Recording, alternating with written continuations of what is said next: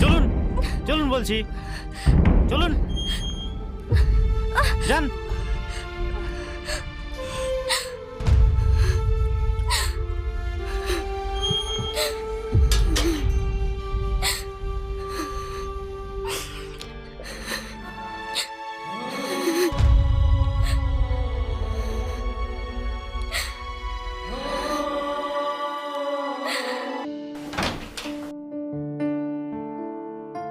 কই গো শুনছো?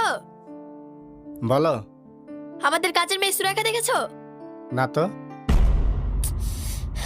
কত বেলা হয়ে গেল, বাড়িতে কত কাজ পড়ে আছে, আর ওই মহারানী কোথায় না কোথায় ধেই ধেই করে ঘুরে বেড়াচ্ছে, আসার কোনো নামই নেই। এই, কি আমি করছো? তোমাকে আমার আর সহ্য হচ্ছে না। তোমার মতো কাজের মেয়ে আমার আর দরকার নেই, তুমি এক্ষুনি বেরিয়ে যাও। দিদি এভাবে বলবেন না। তাহলে কিভাবে বলবো? দিদি আমার যাবার মতো কোনো জায়গা নেই, আমি এখন কোথায় যাব? তা আমি কিভাবে বলবো? ফকিবাজ কোথাকার, তোমার রাস্তা তুমি দেখে নাও। দাদা আপনি একটু বুঝিয়ে বলুন না, আমার যাবার মতো কোনো জায়গা নেই। আচ্ছা শোনো না, এই তুমি চুপ করো।